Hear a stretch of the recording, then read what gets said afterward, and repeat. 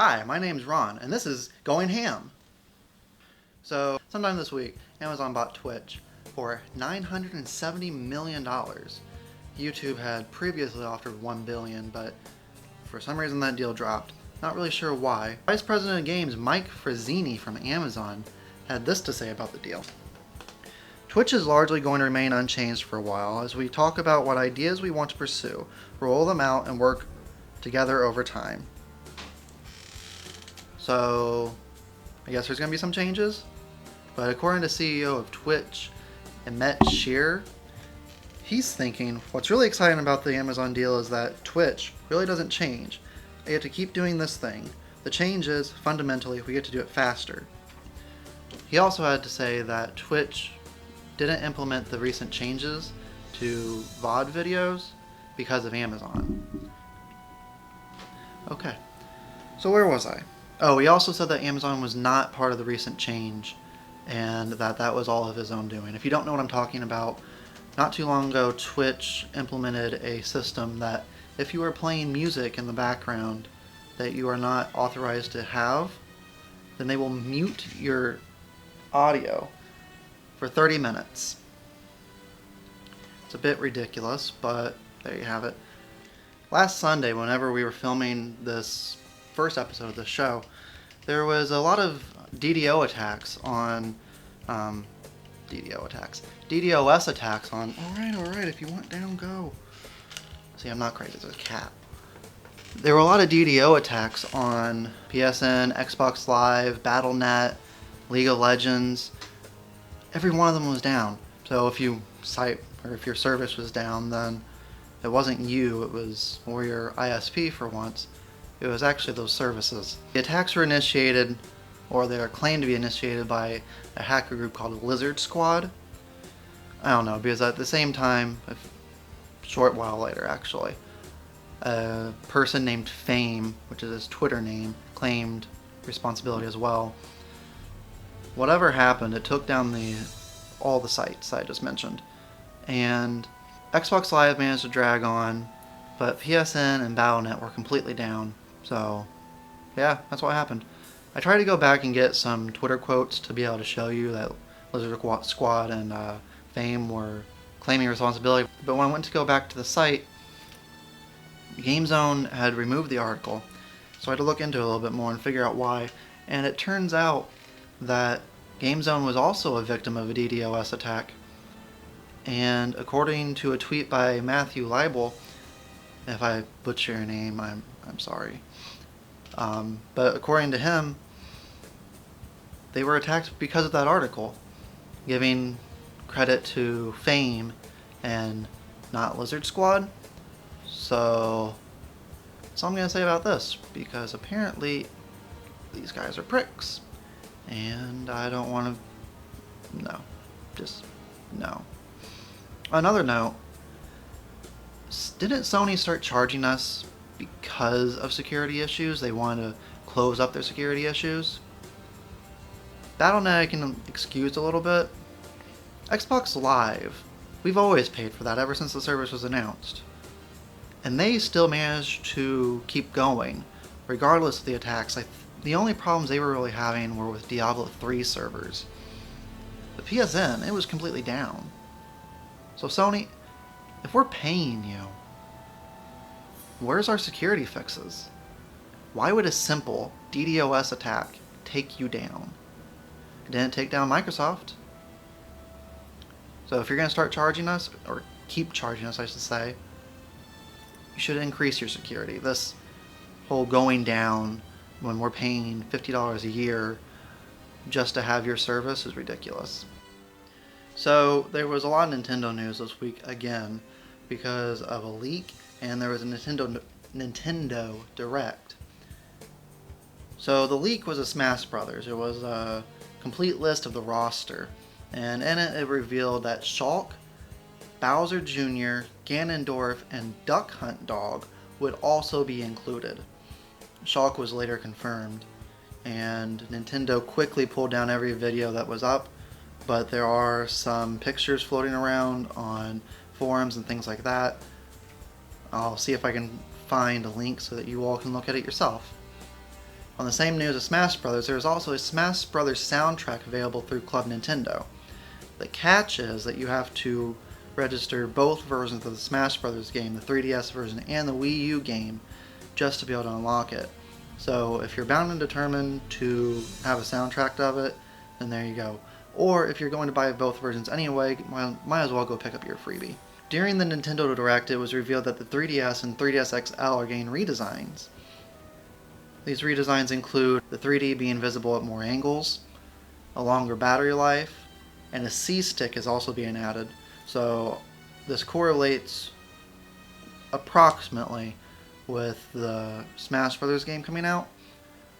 So I'm imagining that's why the C-stick has been added. It also adds 2 new triggers on the back and moves the game cartridge slot from the top to the bottom.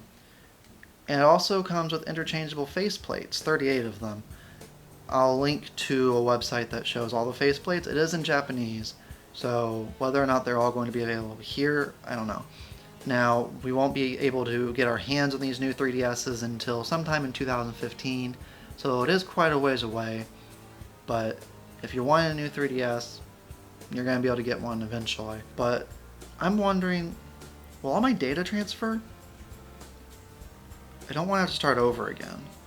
Will all my game purchases transfer? If they don't, then that would suck. Also in the Nintendo Direct, it was also revealed that 320 jobs are being, boom, gone in Europe. They said a lot of corporate mumbo jumbo about, we're going to make things more efficient, we're going to consolidate and be able to react better to the market. But let's just cut through all the crap. The Wii U hasn't been selling very well. It hasn't since it came out. After Gamescom recently, there was a big jump in the amount of Wii U sold, but I don't think it's been enough. These 320 jobs are probably a result of the Wii U not selling well. The only time a business ever, especially in our industry, the only time a business ever makes a big change like this is when they have to. So if they didn't have to, I wouldn't see them doing it. So I have a feeling this has something to do with the Wii U sales, and that really sucks. But speaking of Wii U, new bundles were announced. With these bundles, you will start in about mid-September, but with them you will get physical copies of Super Mario 3D Land plus Nintendo Land for $299. There's another bundle at Walmart, which this one I think is a better deal. You get both of those things I just mentioned, plus you get Mario Kart 8 for also $299. So you might as well just go and get that one. There's no exact date to when they're going to be available, especially for the Walmart one. I don't know if the mid-September is for both bundles. We'll just have to wait and see. Going along with bundles, a 2DS bundle was also announced. You have your choice of Crimson Red, Electric Blue, and Sea Green. The bundle will also come with a download code for Mario Kart 7. This bundle will cost you about $129. So if you're looking for a 2DS for whatever reason, then there you go. Also, if you're really wanting to save money and you want a 3DS, hold off until these new ones come out, and they'll discount the old ones. They haven't announced that that's going to happen, but it always happens. So if you don't want or don't care to have the latest and greatest, just wait for the new 3DSs to come out, and you should be able to get yours at a significant gift discount. Maybe enough to be able to buy a game. So, there you have it. So, Valve, Steam, is being sued by the Australian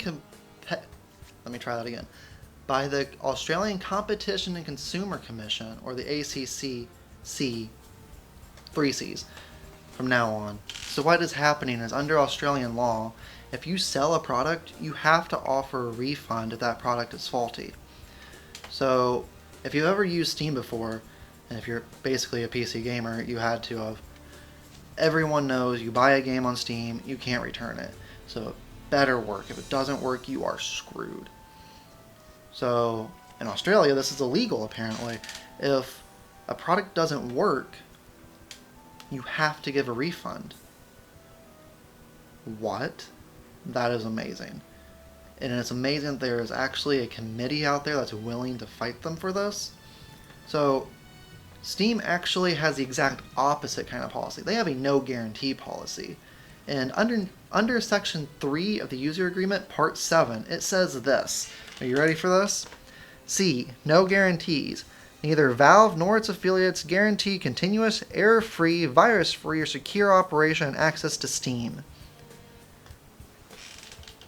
What?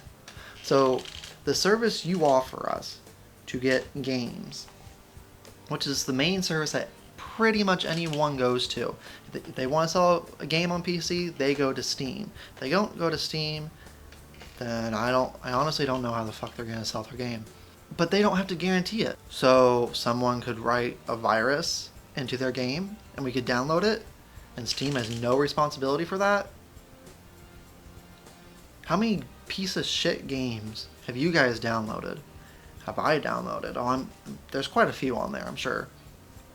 And they just don't work. Or you download it and you find out, oh, this isn't compatible with your operating system.